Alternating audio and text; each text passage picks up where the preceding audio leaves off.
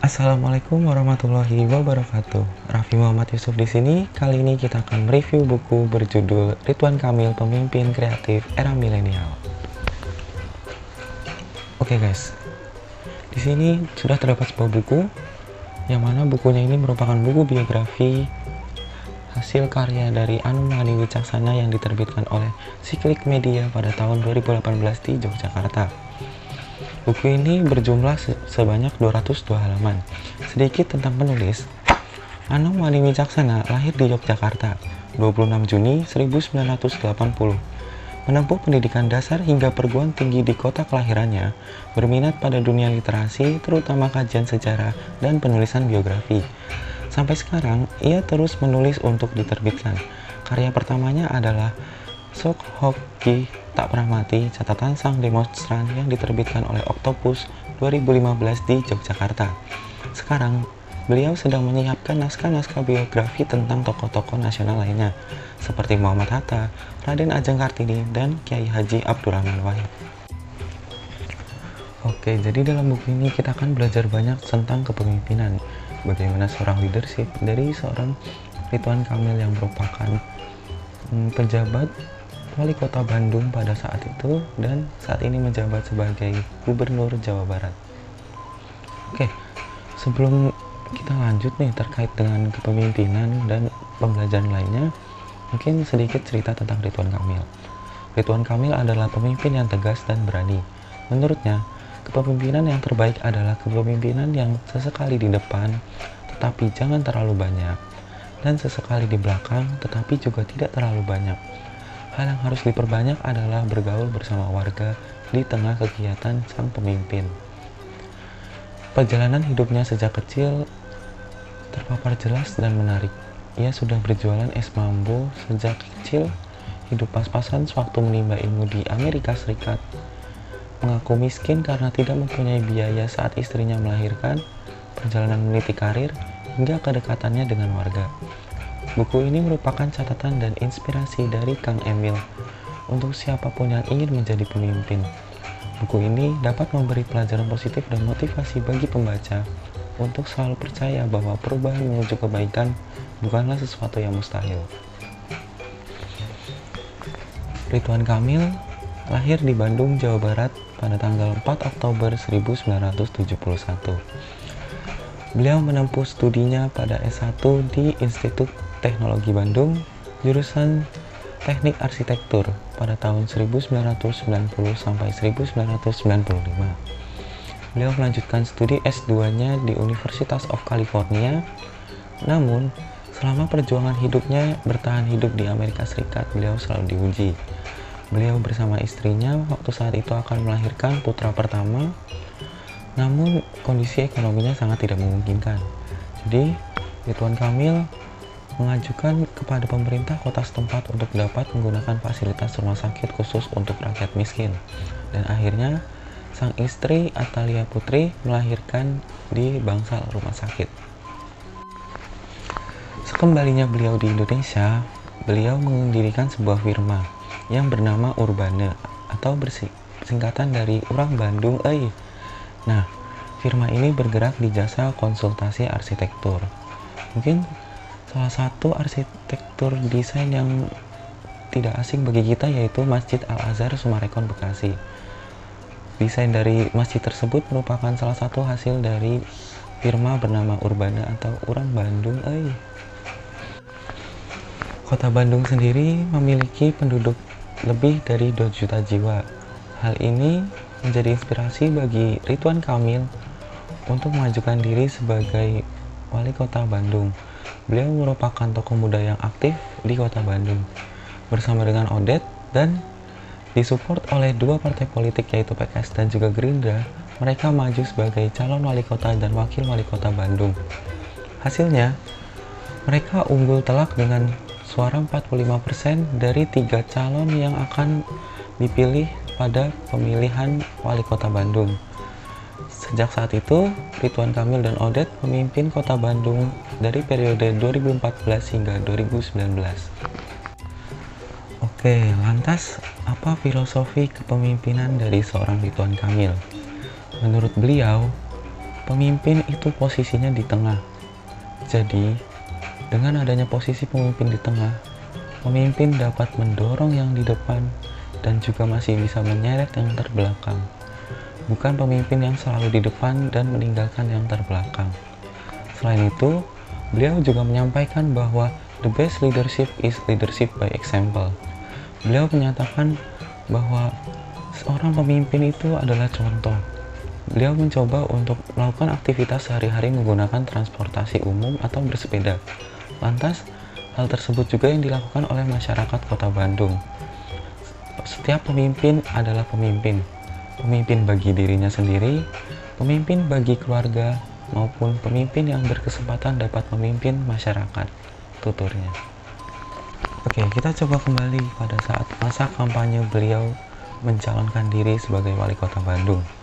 Beliau menyampaikan visi yaitu menjadikan Bandung unggul, nyaman, dan juga sejahtera. Uniknya lagi, visi beliau ini terpecah menjadi 4. Yang pertama yaitu dengan kata kunci Bandung. Dalam artian, beliau menjadikan Bandung ini bukan hanya sebagai nama kota saja, melainkan visi dan misi yang akan beliau pegang saat menjabat nanti. Beberapa program yang akan ia jalankan tercantum dalam kata atau frasa yang kita kenal sebagai Bandung Smart City atau Bandung Juara. Dan uniknya lagi, Bandung Juara merupakan asal muasal dari prinsip yang ia pegang saat kepemimpinan menjadi Gubernur Jawa Barat, yaitu Jabar Juara. Beliau mengusung Bandung Smart City sebagai pemerintahan yang berbasis teknologi. Segalanya sudah digital dan di sanalah dapat tercatat segala transaksi dan juga aktivitas yang dilakukan oleh pemerintah terkait. Our city is our responsibility. Kota kita adalah tanggung jawab kita. Dalam menyampaikan visinya yang berjudulkan Bandung Juara, beliau menyampaikan beberapa program yang akan dijalankan. Beberapa program tersebut antara lain yaitu gerakan pungut sampah, bus bandros atau Bandung Road Out Street, bus pelajar yang gratis setiap hari, Bandung Sejuta Biopori, relokasi pedagang kaki 5, Bandung Culinary Night, konsep jemput bola atau yang dikenal sebagai belusukan atau keakraban seorang pemimpin dengan rakyatnya, Bandung Agri Market, penyegelan minimarket liar, kebijakan tata ruang kota, lingkungan hidup, One Day No Rise, dan lain-lain. Yang menarik adalah program One Day No Rise. Program ini coba diterapkan di SMPN 13 Bandung, di mana mengusung tema yang berjudul Satu Hari Tanpa Nasi, yaitu siswa diharapkan dapat mengonsumsi karbohidrat lainnya selain dari beras. Selain itu juga terdapat program harian yang dicetuskan oleh Kang Emil. Harian ini terbagi menjadi 5, yaitu Senin gratis, Selasa tanpa rokok, Rebo Nyunda, Kamis Inggris, dan Jumat bersepeda.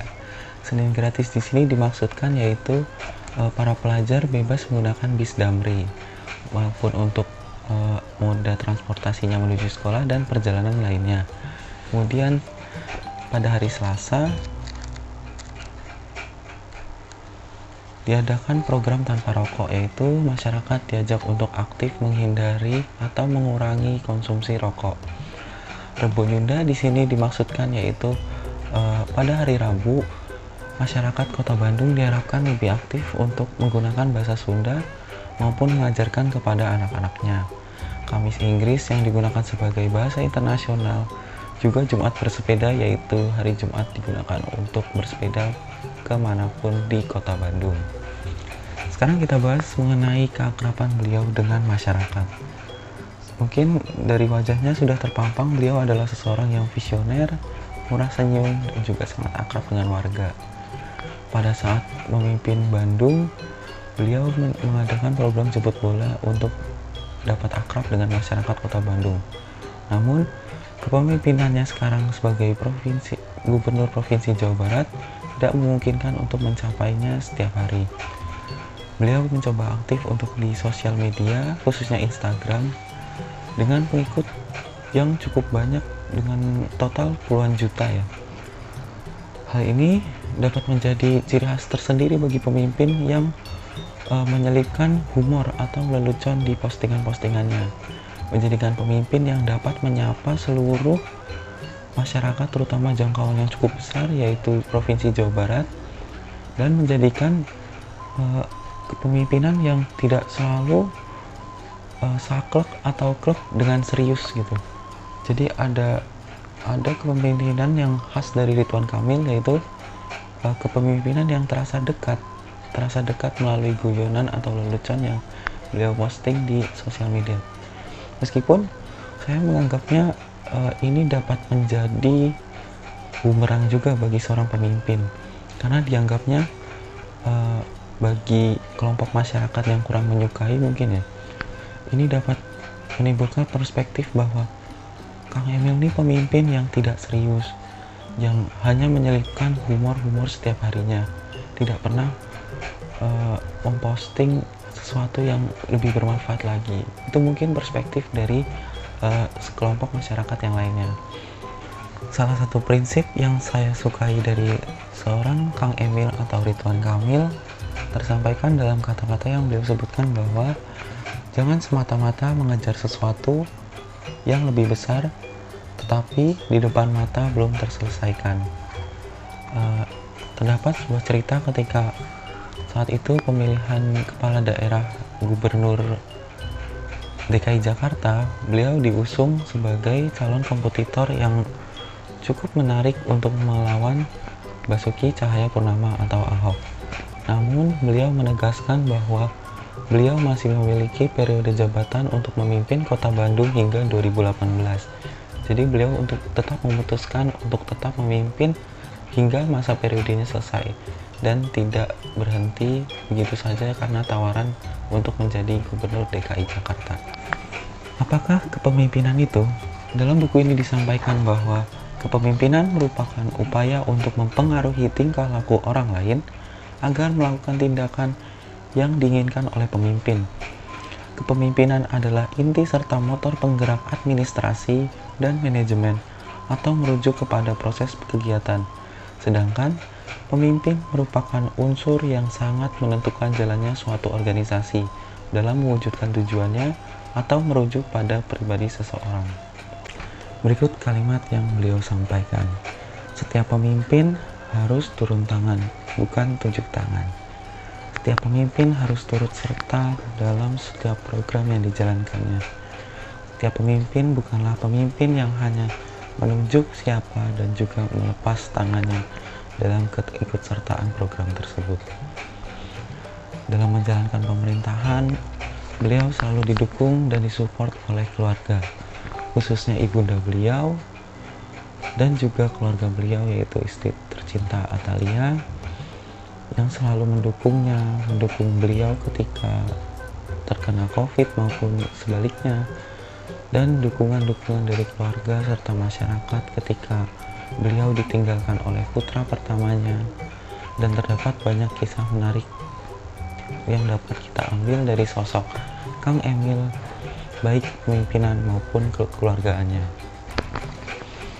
Terdapat juga satu amanah menarik dari Ibunda Ridwan Kamil yang dalam bahasa Sundanya Ari neangan duit mah engke aya gantina, ari minterkeun batur moal kaukur nilainya, yang artinya kalau mencari uang itu nanti bisa ada gantinya, kalau memintakan orang lain tidak akan terukur nilainya.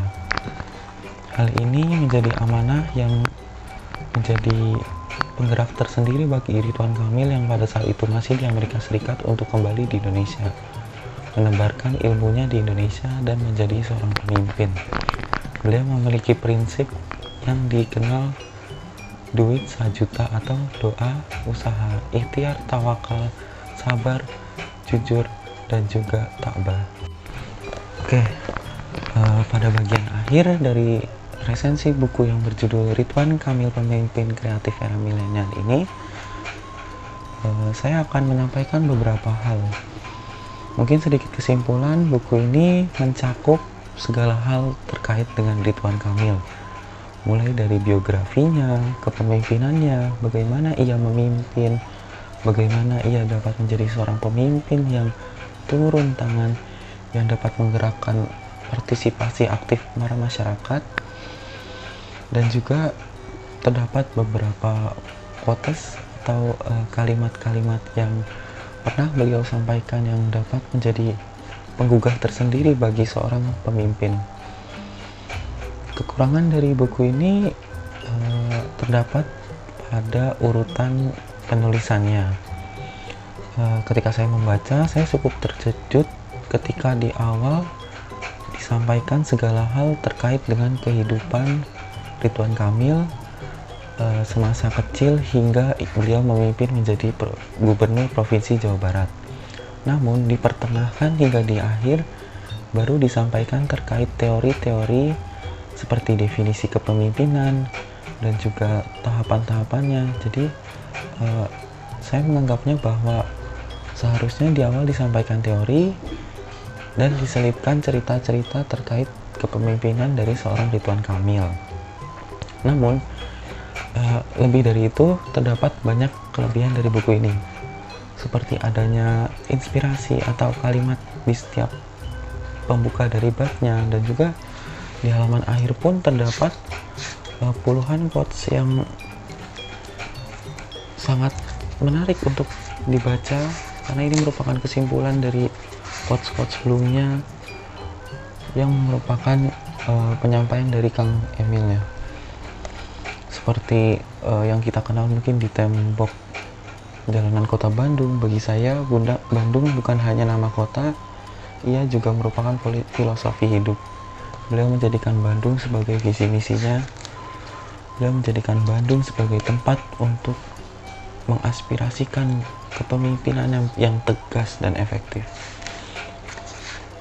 Selebihnya, buku ini sangat worth it untuk dibeli, terutama bagi siapapun itu, karena beliau menyampaikan bahwa setiap orang adalah pemimpin bagi dirinya sendiri, pemimpin bagi keluarganya, dan mungkin pemimpin yang dapat berkesempatan untuk memimpin masyarakatnya.